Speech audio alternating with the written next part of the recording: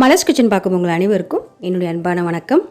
இன்றைக்கி மிளகு சட்னி எப்படி செய்கிறது தான் நம்ம பார்க்க போகிறோம். ஸோ வாங்க இந்த சூப்பரான மிளகு சட்னி எப்படி செய்யுதுன்னு வீடியோவில் போய் பார்க்கலாம். மிளகு சட்னி பண்ணுறதுக்கு முதல்ல ஸ்டவ் ஆன் பண்ணி பேனில் ஒரு 4 டேபிள் ஸ்பூன் அளவுக்கு எண்ணெய் சேர்த்துக்குவோம். எண்ணெய் இப்போது நல்லா சூடாயிருச்சு. இதில் 1 டீஸ்பூன் மிளகு சேர்த்துக்கிறேன். அப்புறம் அரை டீஸ்பூன் சீரகம், 1 டீஸ்பூன் உளுந்தம்பருப்பு, கடைசியாக 1 டீஸ்பூன் கடலைப்பருப்பு. இந்த 4ஐயுமே நல்லா வறுத்துக்கலாம். நல்லா வறுப்பட்ட வாசனை வரும், அது வரைக்கும் இதை வறுத்துக்கலாம். வறுக்கும்போது ஸ்டவ்வை கொஞ்சம் மிதமான தீயிலே வச்சு வறுத்துக்குவோம். அப்போ தான் ஈவனாக எல்லாமே நல்லா வறுபடும். இப்போ பாருங்கள், நல்லா கலர் மாறி வறுபட்டுருச்சு. இப்போ இது கூடவே 6 பல் பூண்டு சேர்க்குறேன். இதையும் சேர்த்து நல்லா வதக்கிக்கலாம். பூண்டு நல்லா வதக்கின பின்னாடி கொஞ்சம் வாசனை வரும், அது வரைக்கும் இதை வதக்கிக்கலாம். வதக்கியாச்சு. இப்போ காரத்துக்கு 5 வரமிளகாய் சேர்க்குறேன். நீங்கள் காரத்துக்கு ஏற்றாப்புல வரமிளகாய் சேர்த்துக்குங்க. இதையும் சேர்த்துட்டு 1 நிமிஷம் வறுத்துக்கலாம். வரமிளகாயும் நல்லா வறுப்பட்ட பின்னாடி இதில் கட் பண்ணி வச்சுருக்க 2 பெரிய வெங்காயத்தை சேர்க்குறேன். நீங்கள் பெரிய வெங்காயத்துக்கு பதிலாக சின்ன வெங்காயம் கூட சேர்க்கலாம். சட்னி இன்னும் ரொம்ப சுவையாக இருக்கும்.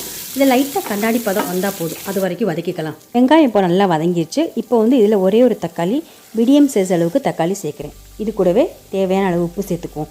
அப்போ தான் தக்காளி ரொம்ப சீக்கிரம் வதங்கும். தக்காளியை நல்லா மசியாக வதக்கி விட்டுக்கலாம். இப்போ பாருங்கள், வெங்காயம் தக்காளி எல்லாமே நல்லா வதங்கிடுச்சு. இப்போ எல்லாத்தையும் மிக்ஸ் பண்ணிவிட்டு ஸ்டவ்வை ஆஃப் பண்ணிடலாம். இது நல்லா ஆறின பின்னாடி மிக்ஸி ஜாரில் சேர்த்துட்டு இதுக்கு தேவையான அளவு உப்பு சேர்த்துட்டு அப்புறம் அரைக்கிறதுக்கு கொஞ்சமாக தண்ணி சேர்க்குறேன். சேர்த்துட்டு நல்லா மையாக அரைச்சிடலாம். ஸோ பாருங்கள், சூப்பராக சட்னி, மிளகு சட்னி ரெடி ஆயிடுச்சு.